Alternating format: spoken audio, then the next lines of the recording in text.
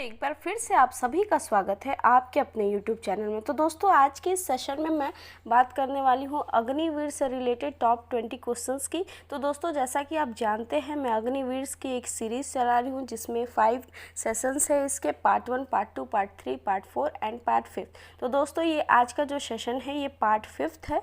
इसके 4 पार्ट्स मैं ऑलरेडी डाल चुकी हूँ जो कि मैं आशा करती हूँ कि आप सभी देख चुके होंगे। और अगर अभी तक आप पार्ट 1, पार्ट 2, पार्ट 3, पार्ट 4 नहीं देखे हैं तो अभी जाके पार्ट 1 से पार्ट 4 तक आप देख सकते हैं। तो दोस्तों आज के इस सेशन में जो कि हमारा पार्ट 5 है इसमें भी हम टॉप 20 सेलेक्टिव और इम्पॉर्टेंट क्वेश्चंस की बात करेंगे जो कि अग्निवीर से रिलेटेड है।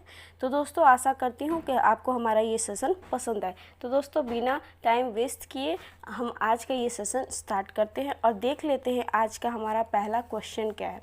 तो दोस्तों आज का हमारा पहला क्वेश्चन है वो एकमात्र पक्षी कौन सा है जो पीछे की ओर उड़ता है। दोस्तों ये क्वेश्चन बहुत ही इंपॉर्टेंट है कि वो एकमात्र पक्षी कौन सा है जो पीछे की ओर उड़ता है।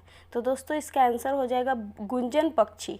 गुंजन पक्षी जिसे इंग्लिश में हमिंग बर्ड भी बोलते हैं वो एकमात्र पक्षी है जो पीछे की ओर उड़ता है, जो कि सबसे छोटा पक्षी है। ठीक है, अगला क्वेश्चन है दोस्तों कावेरी नदी किस खाड़ी में गिरती है। तो दोस्तों कावेरी जो नदी है वो बंगाल की खाड़ी में गिरती है। अगला क्वेश्चन है भूपटल में सबसे अधिक मात्रा में कौन सी धातु है। धातु मतलब मेटल। तो दोस्तों भूपटल जो है उसमें सबसे अधिक जो मेटल है जो पाया जाता है वो है एल्यूमिनियम।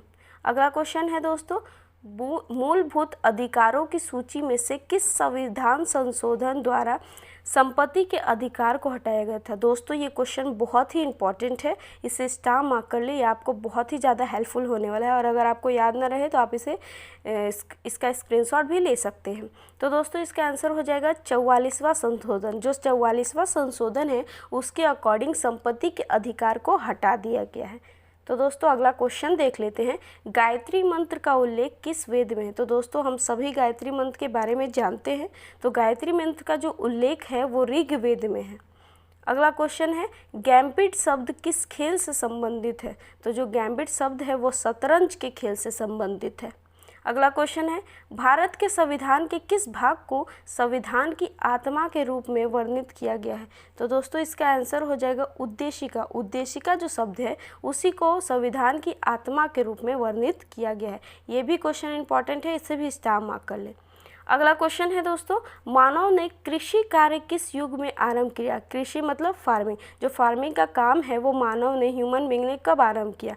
तो दोस्तों इसका आंसर हो जाएगा नवपाषाण युग, जिसे इंग्लिश में नियोलिथिक एज भी कहते हैं। जो नियोलिथिक एज था उसी एज में ह्यूमन बीइंग जो है वो कृषि यानी कि फार्मिंग का काम स्टार्ट किए थे।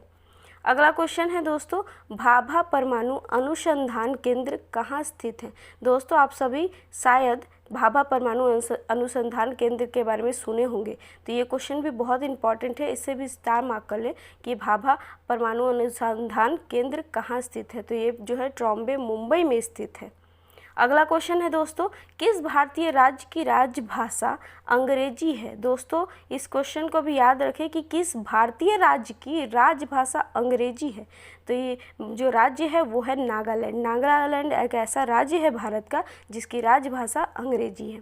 अगला क्वेश्चन है दोस्तों जो कि बहुत ही इंपॉर्टेंट है उगते और डूबते समय सूर्य लाल प्रतीत क्यों होता है। तो दोस्तों इसका आंसर ये है कि क्योंकि लाल रंग का परिकर्णन सबसे कम होता है इसीलिए उगते और डूबते समय सूर्य लाल प्रतीत होता है, मतलब लाल दिखाई देता है।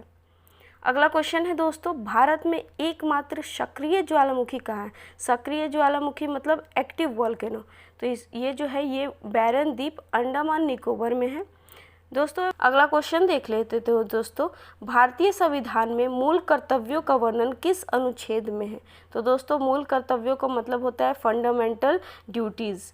तो इसका जो वर्णन है वो अनुच्छेद 51 क में है जिसमें मूल कर्तव्यों का वर्णन किया गया है।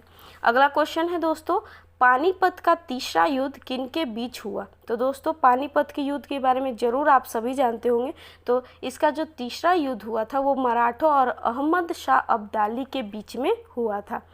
अगला क्वेश्चन है दोस्तों भारत का संविधान कितने समय में तैयार हुआ है। तो दोस्तों ये भी क्वेश्चन बहुत ही ज़्यादा इम्पॉर्टेंट है, बार बार पूछे जाने वाला ये क्वेश्चन है। तो आप इसे स्टार मार्क कर लें कि भारत का जो संविधान है उसे तैयार करने में 2 साल 11 महीने और 18 दिन लगे थे।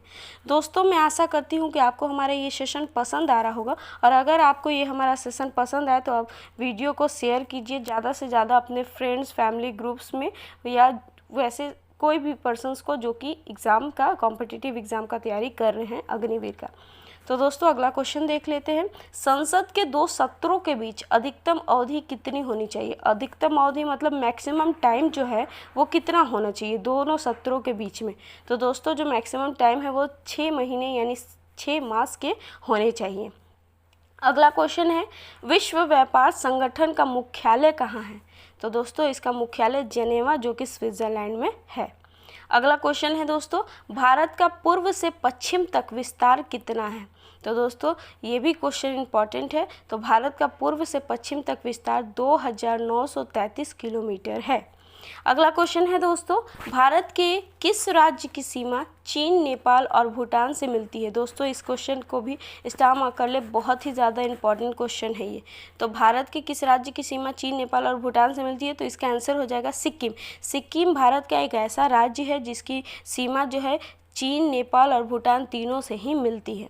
दोस्तों आज का आखिरी क्वेश्चन है और बहुत इंपॉर्टेंट क्वेश्चन है, न्यूट्रॉन की खोज किसने की। तो दोस्तों न्यूट्रॉन की जो खोज है वो जेम्स चैडविक ने की है।